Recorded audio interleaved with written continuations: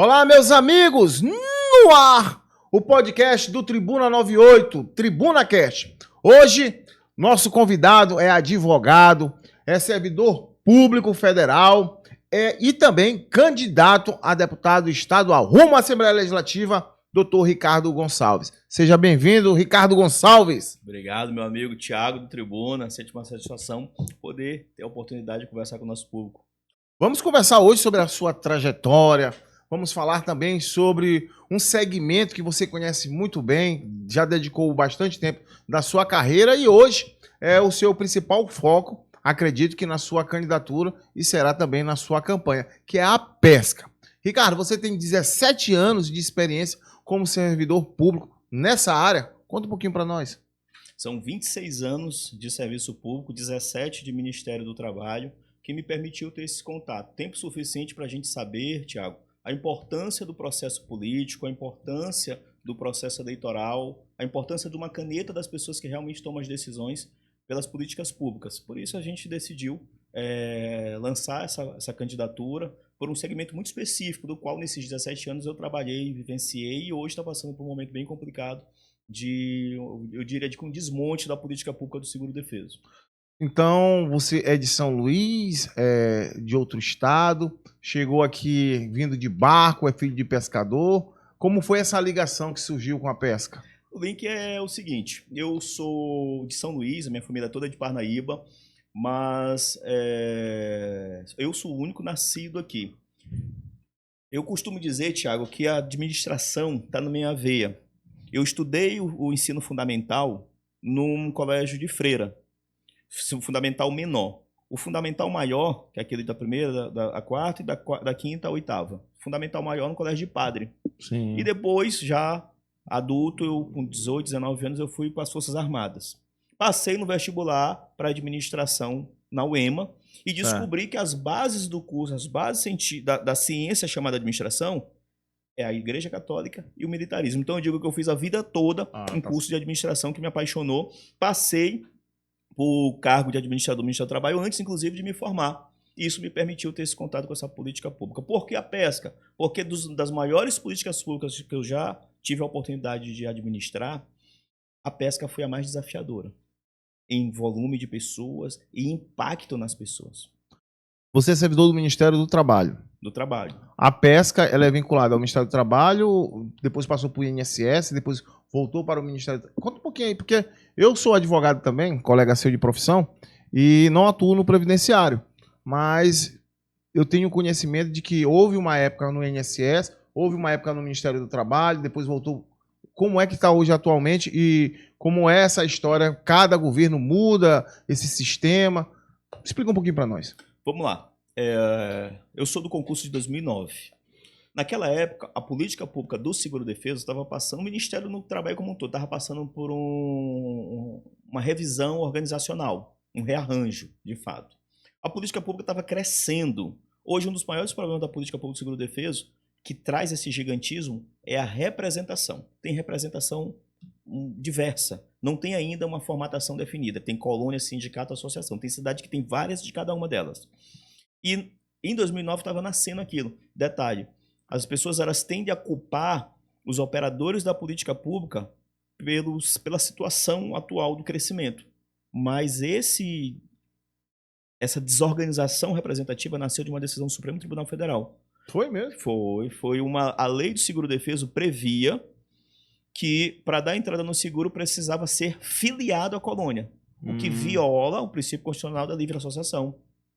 E nesse processo, ao tornar inconstitucional esse item da lei, surgiram os sindicatos. Entendi. E das crises internas do sindicato, surgiram as associações. E de internas e crises e mais crises internas, aquilo foi proliferando, que é o tanto que a gente tem hoje. Então, até 2014, 2015, o seguro-defeso era do Ministério do Trabalho, do nascimento, em 91, até 2015. Em 2014 e 15 passa para o INSS na tentativa de fazer uma organização mais moderna. Em 2015. Em 2015. Ele nasceu em 2000 e... Em 1991. 91? 91. Era o governo de quem? 91, salvo engano, acho que era FHC. 91? Não. Não? Não era Fernando Collor? Acho que era por aí, 91. Depois dá uma olhada aí, produção, para mim aí, para ver em 91 quem era o presidente do nosso país. E aí, Ricardo, hoje qual é a situação? Hoje é interessante que esses 10 anos que o seguro-defeso ficou com o INSS, o seguro-defeso teve um aumento de 73,8% na quantidade. O que acontece? Que é o que os estudos mostram. Mas aí não foi responsabilidade de... Não necessariamente do INSS, não dá para dizer. Vamos dizer que foi o procedimento. Até 2015... Eu acho também que o fato de se tornar conhecido o seguro, né? Tem muito a ver isso. Ou não? Porque antigamente, até então, eu conheço assim, esse boom de seguro-defeso.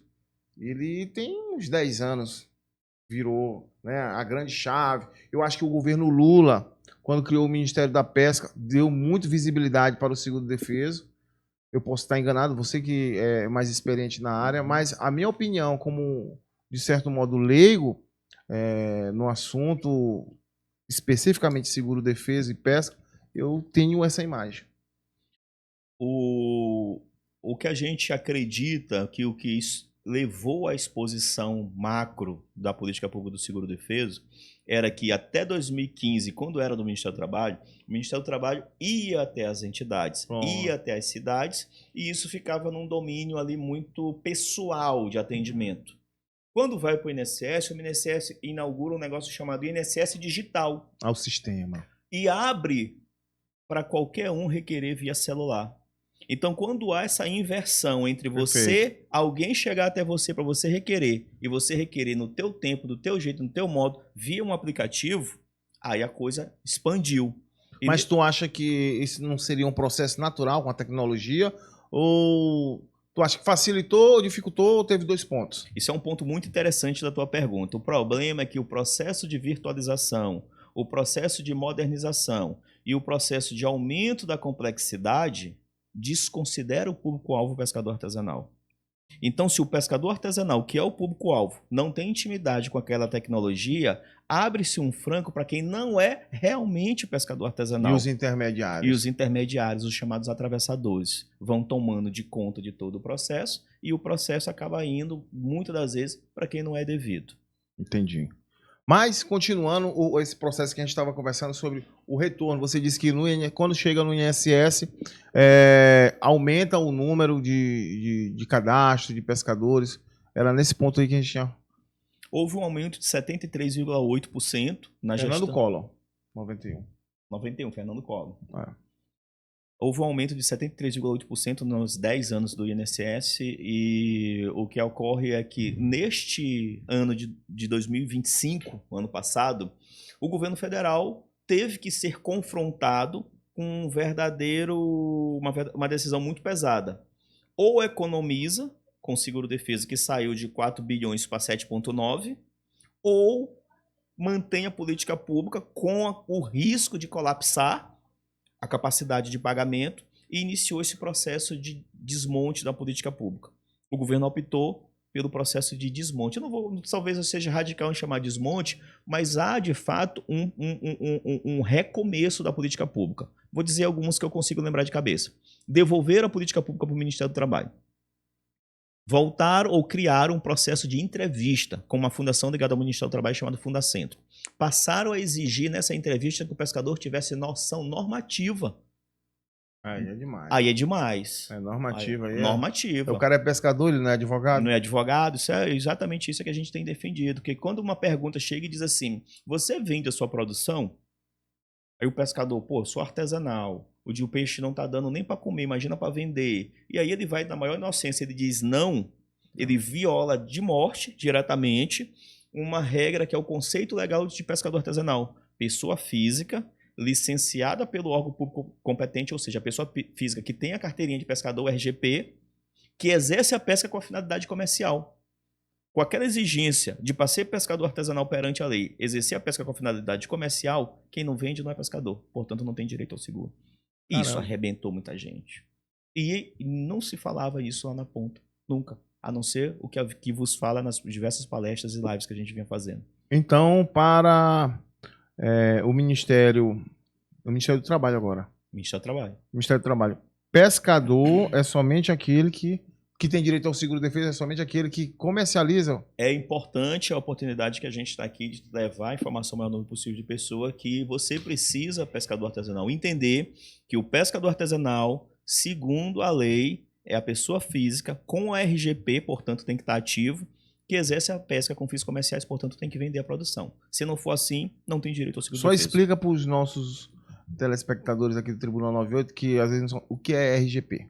RGP, licença de pescador, é a carteirinha profissional. Qualquer profissão, a maioria das profissões tem a necessidade de um registro, uma legitimação, uma licença para o exercício daquela atividade. O pescador não é diferente. O pescador tem um registro geral de atividade pesqueira, sigla RGP. É um documento que, segundo relatórios da CGU, é onde realmente vive a fraude. Esse crescimento vem do momento que você consegue uma carteira dessa. Se você tem a carteira, você tem direito ao benefício. Certo. Então, se fosse assim atrás de uma política pública, ou se fôssemos atrás de uma situação que realmente justificasse esse crescimento, é na emissão do RGP. E quem emite o RGP? É a colônia, o sindicato, a associação, é o Ministério do Trabalho? É o Ministério da Pesca e Aquicultura no seu correspondente estadual, chamado CEAP, que é a Superintendência de Pesca e Aquicultura. Então é um órgão federal específico para isso. O órgão federal Agora, Ricardo, 17 anos de experiência, eu acredito que você praticamente já rodou o Maranhão todo. Conversando com sindicatos, associações, colônias, diretamente com o pescador. Tu consegue guardar na tua memória algum caso de um pescador assim que seja de impacto para tua vida e para tua carreira? Fora esses, né, que são bastante comuns, que eu pude perceber no dia a dia do cara ser pescador de fato e não ter direito à política social, como você acabou de relatar, alguém que faz uma entrevista e não consegue responder ela devidamente. Tiago, como administrador de paixão e formação, eu costumo dizer que todos nós temos os nossos porquês. E se toda vez que alguém me pergunta, Ricardo, por que candidatura na pesca? São as experiências que respondem a tua pergunta. Alguma experiência te marcou? Várias. E quando eu vejo hoje a política pública do seguro-defeso sendo desmontada, isso me incomoda. Porque eu vivenciei experiências, por exemplo, lá na Superintendência do Trabalho, a gente já estava ali lá pelos idos de 2012, 13, eu tinha uma colaboradora, uma assistente lá, que era a Dona Paizinha. E já era por volta ali do final do meio-dia, eu tinha paixão por atender essa política pública. Eu me tornei um dos maiores especialistas em seguro-defeso pela paixão que eu criei logo de imediato. Então, a gente estava atendendo, já estava aproximando os últimos pescadores que eu atendi, um casal.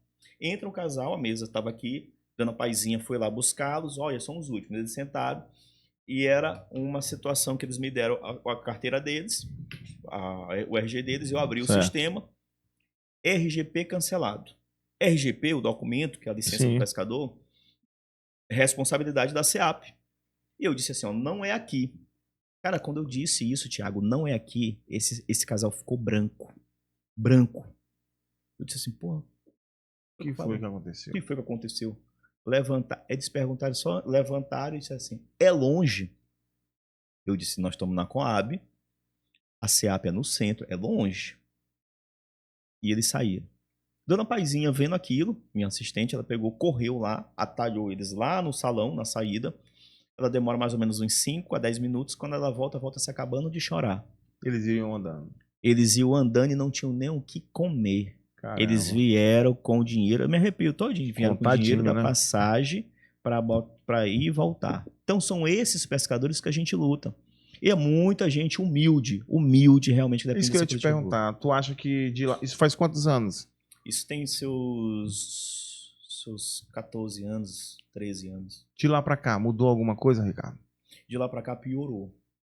Piorou, porque com esse processo de expansão, o aumento da complexidade e essa caça às bruxas que está a política pública, casais como aqueles são os que realmente estão sendo penalizados. Eles não têm condição de acompanhar. Mas o segmento da pesca já teve diversos representantes, diversos candidatos. A sua candidatura é a primeira, imagino eu, mas outros representantes já existiram, como da colônia de pescadores.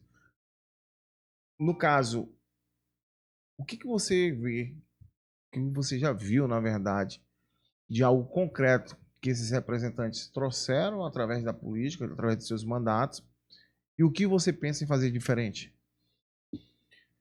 Tiago, desde 2009 eu vivenciei várias eleições de representantes ou aspirantes a representantes da pesca. No geral, eles vêm da SEAP, do Ministério do Trabalho, são mais raros. E todas as eleições, ele sempre vence. O representante da SEAP sempre consegue o mandato. O que a gente estranhamente aponta, e não é o Ricardo fazendo juízo de valor. Da SEAP é porque ele tem a força de emitir a carteira. Tem a força de emitir a carteira. Certo. E eu digo isso com muita tranquilidade, porque não é o Ricardo dizendo, são relatórios de auditoria da CGU que apontam picos de crescimento em véspera de eleição, de emissão de RGP em véspera de eleição. Certo. Isso é fácil de Isso mostrar. é grave, né? Isso é grave. A CGU, relatório da CGU, fundamento. Polícia Federal. Polícia Federal. Ah, meu Deus, Camburão Preto.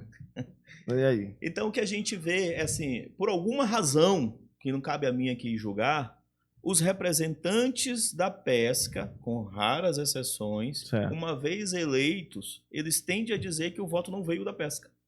Eles tendem a dizer que... É até uma defesa, não é? Talvez seja.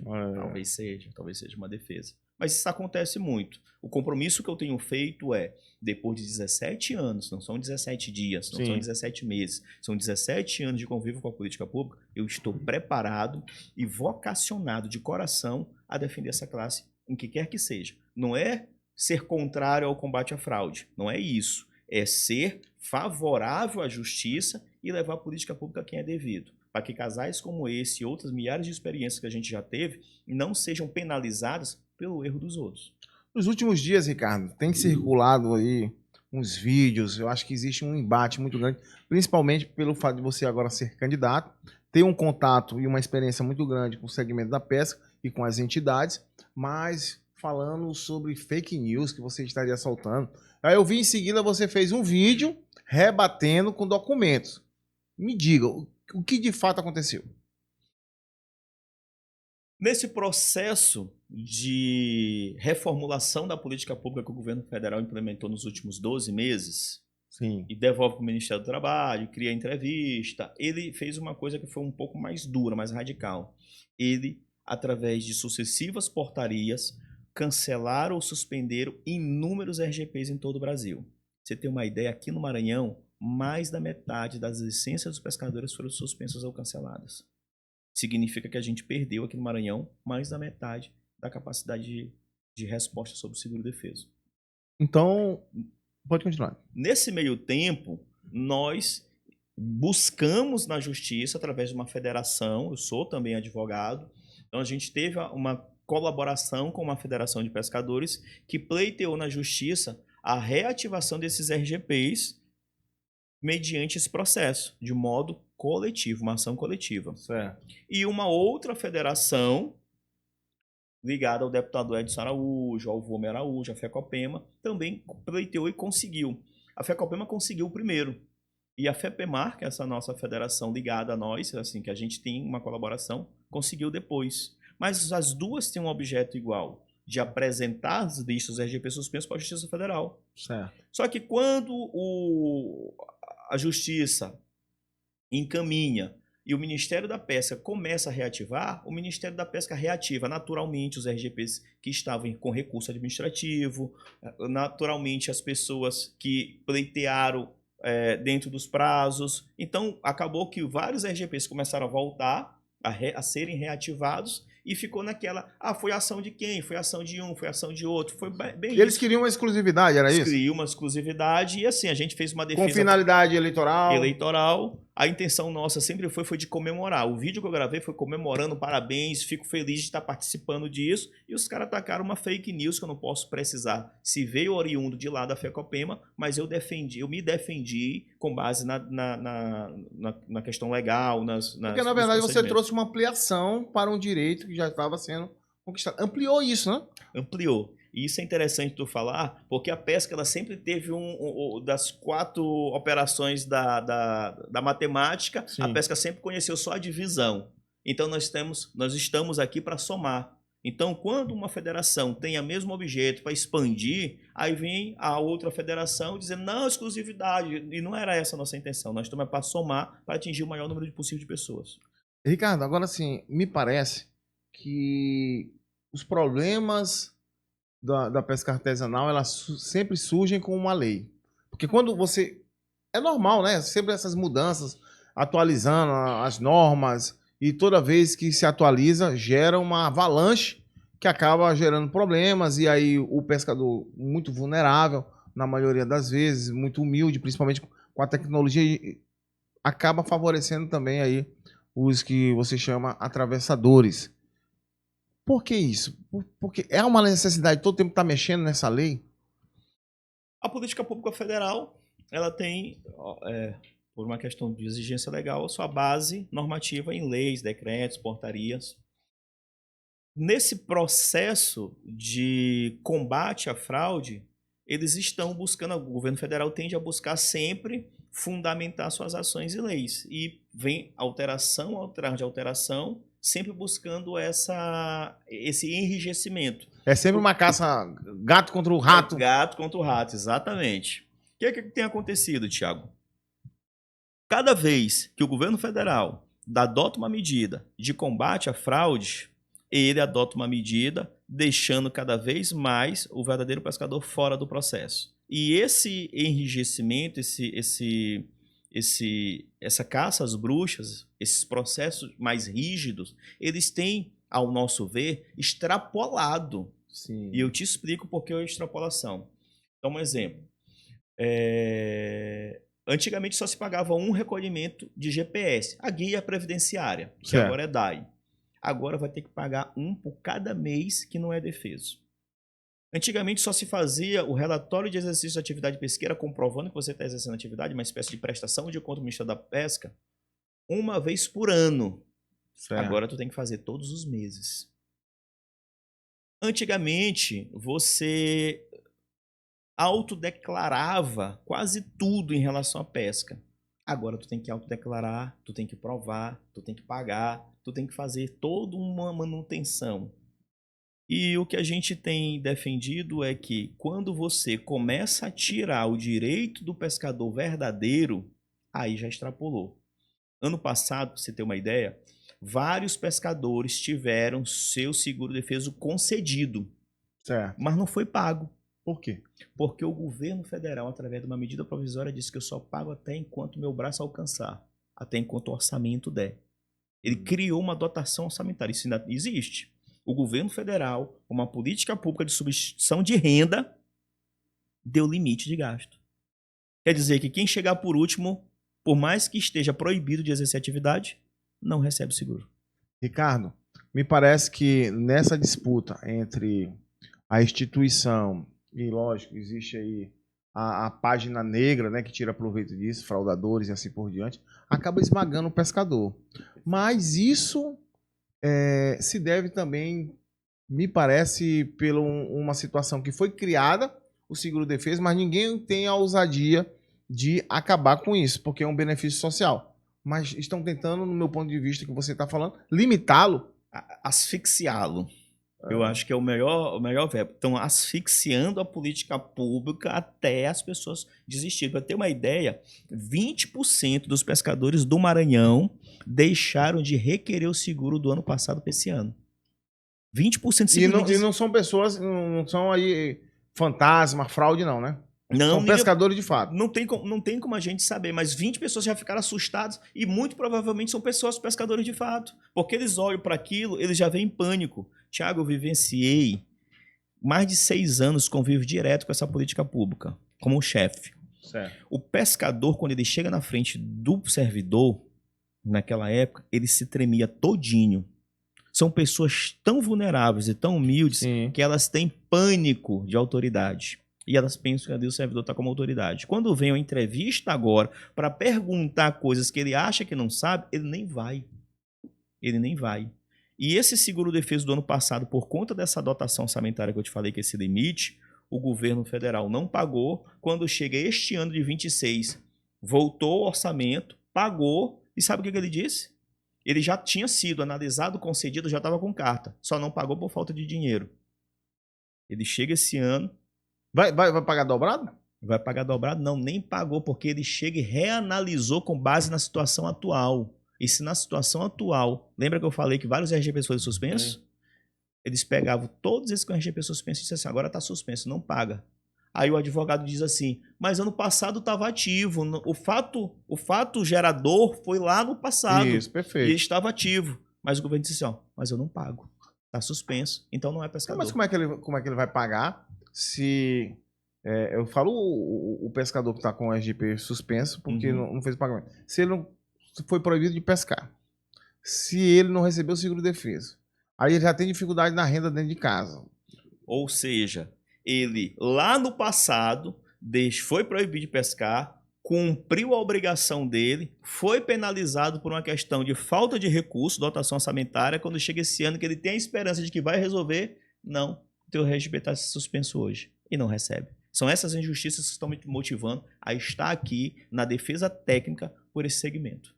Ricardo, e se você tivesse a oportunidade de resolver um problema da pesca, qual seria e por quê? Boa pergunta. E eu te digo, a resposta deste problema é um problema tanto do lado da administração pública quanto do lado do cidadão, do pescador. Estudos, e eu sou um estudioso, inclusive escrevo artigos científicos sobre essa política pública, estudos revelam que o maior desafio da política pública para o governo federal é, de fato, identificar quem realmente exerce a pesca de forma ininterrupta, que venda, que cumpra todos os requisitos, quem realmente é pescador. À distância, não dá para fazer isso. Então, se eu tivesse um condão de pegar uma caneta dessa e tocasse assim alguma coisa para fazer acontecer, de fato seria que o governo federal conseguisse realmente crivar se as pessoas realmente que estão precisando dessa política pública, que estão realmente impedidas, que estão realmente necessitadas, aquele vulnerável, que não tem condição de acompanhar esse grau de tecnologia, esse grau de complexidade, que ele realmente recebesse a política pública, o dinheiro dele, no menor tempo devido. Que até isso é um problema. Você está proibido de pescar dezembro, janeiro, fevereiro e março, é o maior defeso do Maranhão.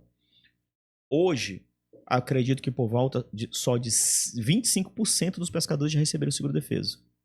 Aí eu te pergunto, Thiago, se eu estou proibido de exercer minha atividade em dezembro, janeiro, fevereiro e março, que sentido faz eu agora, em agosto, estar recebendo seguro-defeso? O que aconteceu comigo lá durante o período defeso?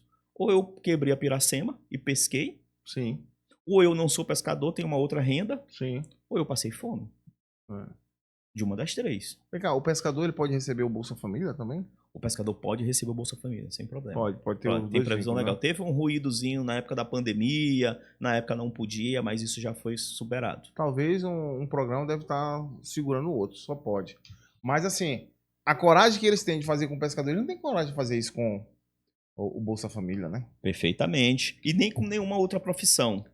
Eu estive em Brasília recentemente, eu gravei um vídeo lá na porta do Congresso, eu disse assim, ó, se 10% do que está acontecendo com o pescador artesanal, como profissão, acontecesse com qualquer outra profissão no mundo, o mundo teria acabado. Verdade. Era greve, era alguém se amarrando, era greve de fome, era fechamento de vias, algo tinha acabado. Mas se matou metade dos pescadores do Maranhão, está se cometendo injustiça atrás de injustiça, não pagando quem já tinha concessão lá no passado, dificuldade atrás de dificuldade, invenção atrás de invenção. Repito, não é não concordar com o combate à fraude, é necessário, mas o problema é a forma que está sendo feito. Ricardo, a minha família, aí vamos falar um pouquinho de direito previdenciário, né? Porque tem duas categorias, tem a categoria aí do pescador e tem a categoria do agricultor, né? Sim. Trabalhador rural. O trabalhador rural, ele tem entidades que dão suporte para ele, tipo o Embrapa, o pequeno produtor, a Embrapa, o Senar. Os técnicos fazem esse acompanhamento. Com a pesca, seria mais ou menos isso que você falou lá atrás, que o Ministério do Trabalho fazia o acompanhamento do técnico, indo à entidade de pesca para poder ter esse contato mais próximo, geralmente fazendo uns cursos e aí sabendo verdadeiramente quem é o pescador de fato e quem não é. Não consegue fazer isso o governo federal? E aí a gente vai, mais uma vez, para os meus porquês. O que falta muitas das vezes, Thiago, você que é tramita na administração pública e na política também, é falta de vontade política. Porque as ideias se têm. Sim. Se o governo federal fizesse um acordo de cooperação técnica, empoderasse determinadas entidades e qualificasse essas entidades para ser uma extensão do governo perante os pescadores, para realmente fazer esse filtro, a coisa iria melhorar gigantescamente. Mas nem há a qualificação e nem há o interesse desse acordo de cooperação técnica. A medida provisória 1323 recentemente foi votada, virou a lei 15.399 e vinha prevendo acordos de cooperação técnica com as entidades. O governo federal vetou. Eu estou falando de coisa aqui de 60 dias atrás, no máximo. Vetou. Quer dizer, não tem interesse de empoderar quem poderia realmente fazer esse filtro.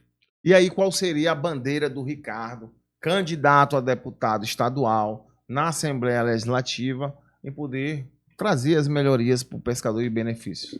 A minha bandeira é a bandeira da discussão e do debate calçado na norma, calçado na técnica, calçado na lei, mas, acima de tudo, com foco nas pessoas. O que está acontecendo é uma desumanização da política pública. Não se considera mais o pescador como centro da coisa. Se mede êxito do governo federal por processos não pagos. Isso não sou eu que estou dizendo, está nos relatórios. Parabéns, nós conseguimos economizar. E as pessoas que estão doentes, as pessoas que estão passando necessidade, as pessoas que realmente foram impedidas de exercer a pesca, que são pescadores, e isso vira estatística. Então a bandeira do Ricardo é uma representação técnica que consiga sentar com a administração pública de igual para igual e dizer até aqui dá, até aqui não dá, porque ofende a dignidade da pessoa humana, ofende o cidadão, ofende o ser humano que está ali por trás, a pessoa. Quem já teve no mandato, Ricardo, defendeu de uma forma ampla ou conseguiu defender só apenas o seu segmento ali, a sua entidade que é ligada? Porque a gente sabe que hoje existem diversas entidades. Então, me parece que a colônia já teve seu representante durante muito tempo, o sindicato já colocou alguns representantes também, a superintendência aqui do governo federal já colocou representantes, né? Você disse. Mas, assim, eles tiveram uma visão ampla ou foram apenas visões limitadas, ou quando chegaram lá não olharam para a pesca? A divisão na pesca é uma característica muito marcante, talvez pela forma que nasceu as demais entidades. Quando era só colônia, as coisas tinham uma coesão. Depois vieram essa proliferação e nunca foi debatido, nunca se debruçou sobre essa representação. Então, a cada vez que um eixo desse consegue um representante, ele tende a defender o próprio eixo, como a FECOPEMA sempre tendeu a defender as colônias. Sim. A FESPEMA, salvo engano, que é do sindicato, sempre tendeu a defender os sindicatos. E os representantes oriundos do governo federal, da SEAP, tendiam a ver os apoiadores políticos. A gente precisa, nesse momento agora, que a política pública está vivendo, uma discussão ampla, onde todos entendam que estamos no mesmo barco e esse barco está afundando. O que move o Ricardo Gonçalves a continuar nessa luta? A experiência e o convívio com o pescador. E eu digo sem demagogia. Os meus primeiros 2 ou 3 anos de gestão, eu tomava as decisões de dentro de um gabinete. Técnico, apaixonado, estudioso, fazia tudo e eu achava que estava fazendo o meu melhor. Sim. Mas quando eu saí do gabinete e fui acompanhar os atendimentos na ponta, eu vi muita coisa, Thiago. E teve um fato específico que me mudou, inclusive como pessoa. Eu costumo dizer que o que a minha mãe me ensinou, que me trouxe até aqui como ser humano, como pessoa, como pai, como profissional, somado com esse acontecimento, me fizeram decidir pela candidatura. E esse momento foi uma viagem que eu fiz até uma cidade de Coelho Neto. Sim. E nessa época a gente já estava bem consolidado, já tinha todo o domínio da política pública. Eu levei um servidor comigo, uma viagem oficial para falar com o trabalhador rural na cidade de Coelho Neto. Aí eu levei um servidor comigo e disse, a gente tem uma unidade em Chapadinha. Vou deixar o servidor Gladstone em Chapadinha e eu vou para Coelho Neto. Fiz isso, avisei para os presidentes das entidades no entorno e fui. Chegando em Coelho Neto, eu, apaixonado pela política pública de seguro-defesa, fui visitar a colônia. Tinham 23 pescadores lá. Não era para eu ter ido. A reunião era com o trabalhador rural. Aí o presidente pediu, eu fui atender os 23. Eu comecei a marcar um tracinho para cada um dos 23. Atendi os 23 e entrou a 24ª. Eu disse, a senhora não estava aí quando eu cheguei. Eu estou atrasado para uma reunião com o trabalhador rural. Aí o presidente entrou e disse assim, atenda ela, por favor. O que foi a situação dela? Tem 2 anos que ela não recebe seguro-defeso. Tu tava nesse atendimento como advogado. Eu estava com o chefe, foi em 2011 isso. Ah, sim, 2011. chefe do departamento. 2011, 12. Chefe do benefício como um todo. Certo. E aí ele pediu para eu atender. Eu peguei, sentei. Ela, 2 anos sem receber seguro, tinha feito recurso. O recurso foi para Brasília e Brasília negou. Olha só a situação. A mulher, 2 anos, toda enrolada com a política pública dela. Certo. E eu não era para estar lá. Sim. Atrasado. Me dê seu CPF. Vínculo de emprego em São Paulo. São Paulo? São Paulo. Eita, pô. A senhora já foi alguma vez em São Paulo? A senhora trabalhou em São Paulo? Ela disse não. Eu digo, ai meu Deus. Agora vai dar encrenca. E eu, RAIS, CAGED, CNIS, todos os sistemas que um servidor público tinha acesso, a mulher tinha trabalhado em São Paulo, Thiago. Eu virei para ela no notebook e disse assim, seu nome, seu CPF, sua empresa, seu salário, seu vínculo, tudo aqui. Pela última vez, pelo amor de Deus, a senhora trabalhou em São Paulo? Ela disse, eu nunca saí de Coelho Neto. Eu digo, lascou. Eu digo, por mim, dê seus documentos, pelo amor de Deus. Aí fui fazer um negócio chamado batimento. Documento, sistema, documento, sistema, documento, sistema, documento, sistema. Achei, Thiago, que no meio do PIS da mulher tinham 2 algarismos invertidos. E PIS sempre foi um número problemático. O meu Sim. PIS de hoje pode ser o teu de amanhã, Sim. tem um tal de elas. E o PIS é que vincula muitos vínculos. Tem muita coisa com os vínculos de Sim. trabalho. O vínculo da mulher não era dela. E ninguém tinha visto isso. E eu estava no lugar errado, com o poder certo, estava no lugar certo, vou dizer, com o poder certo, com a máquina certa, porque até para eu atender o seguro-defesa eu precisava ter um computador do Ministério do Trabalho que eu tinha tido a ideia de levar. Eu era um de 2 servidores no Maranhão que tinha a possibilidade de fazer um negócio chamado acerto completo, porque eu era o chefe, tinha acesso máximo no sistema. Acerto completo, 8 salários mínimos para a mulher de uma vez. Caramba. Pum! Essa mulher começou... Resolveu a vida da mulher de 2 anos. Essa mulher começou a chorar descontroladamente, Thiago. Descontroladamente. Eu comecei a me arrumar, joguei, ela foi pegando ar e eu disse, senhora, eu tô indo. Ela disse, sabe por que eu tô aqui? Porque eu estava vindo da farmácia, passei na porta da colônia, eu vi a movimentação e disseram que o senhor estava aqui. Eu estava pedindo a Deus que ele abrisse uma porta para mim, porque lá na farmácia tinham acabado de me negar, minha conta já tá grande, eu tô 2 anos sem receber seguro-defeso, para um remédio controlado para 3 tumores que eu tenho no cérebro. Essa mulher, quando me disse isso, Thiago, foi a mesma coisa de me dar uma paulada aqui. Eu digo, meu Jesus amado, é esse o pescador? Essa mulher já tinha passado pela mão de todo mundo, até de Brasília.